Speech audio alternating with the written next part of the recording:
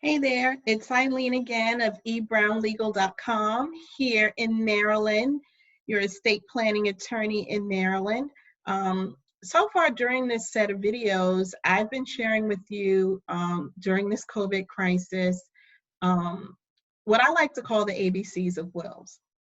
So far we've covered what a will is, why you need one.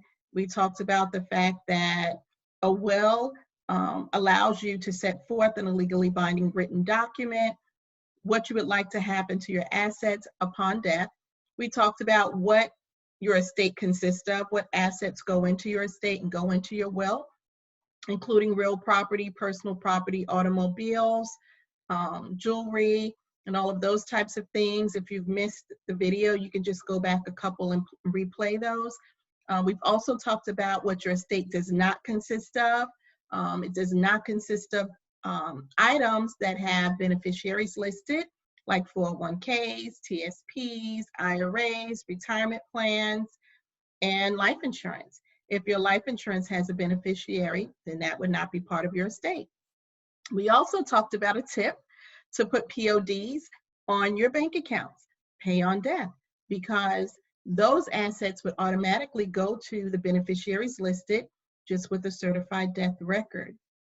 We also talked about heirs and the fact that your heirs can go beyond your family, your spouse, your children, your grandchildren. You can leave assets to charities, universities, causes, shelters, churches, sororities, fraternities, a host of people, places, and things, as we said, because you want to start thinking about legacy building.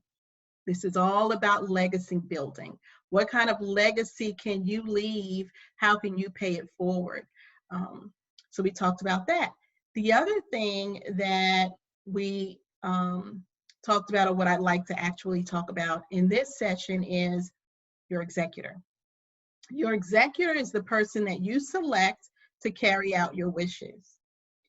This person, when you select this person, he or she should be organized and able to gather all of the assets and execute your wishes. You want to make sure you choose someone that you can trust. You want to choose someone who will be available. You want to choose someone who wants the job. So when you're drafting your will, you might want to have a chat with the person and make sure that they are on board and that they want to take on this task. Well, it's not a daunting task.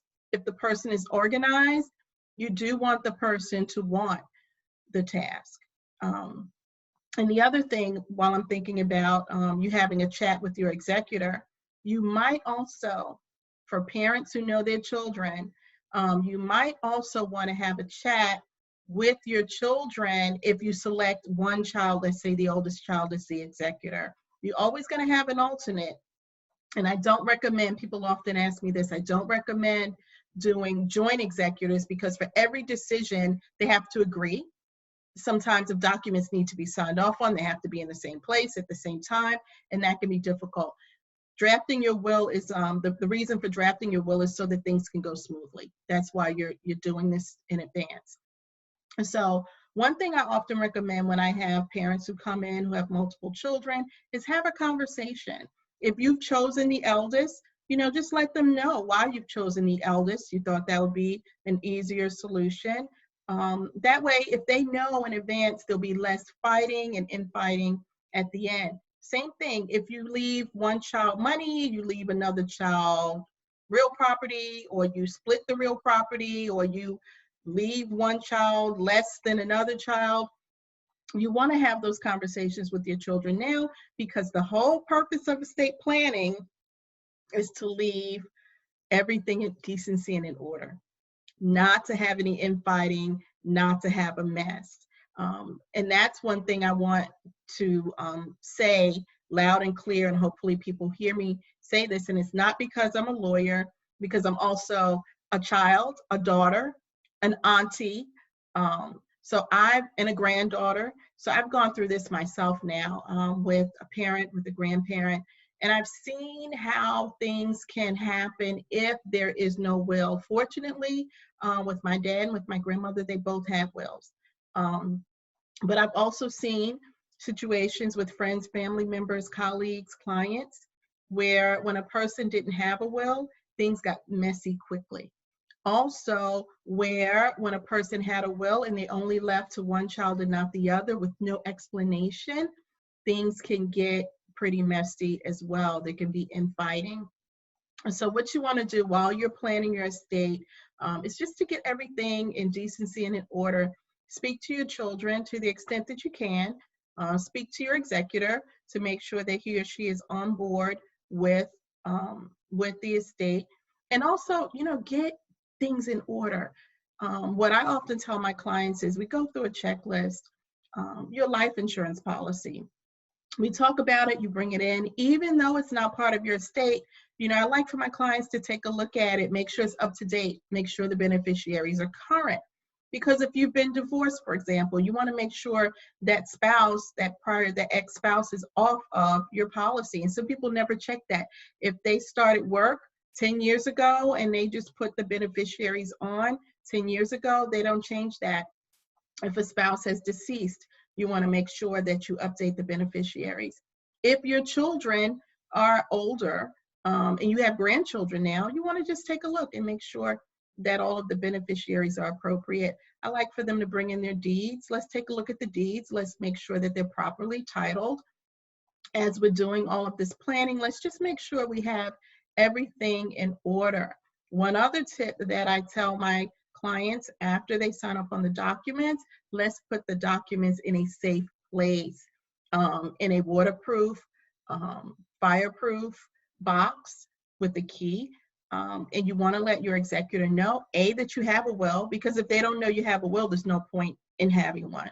If nobody knows you've drafted a will, nobody knows to look for a will, so there's no point in drafting one. So you want to let your executor know, A, that you have a will, B, where to locate the will, and C, if there's a key, you want that person to have access to that key. So those are all of the tips I have for now about wills and why you need a will. If you have any further questions, of course, please feel free to comment below, or you can always email me at ebrown@ebrownlegal.com. That's EBROWN at ebrownlegal.com. Again, I'm here in Maryland, but I'm also barred in DC and in New York.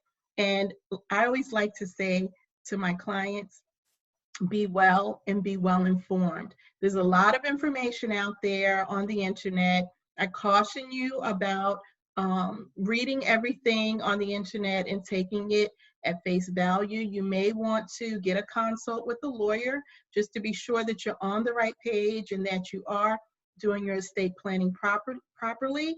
I wish everybody well, to be safe during this trying time, and happy estate planning. I hope this information was useful and helpful.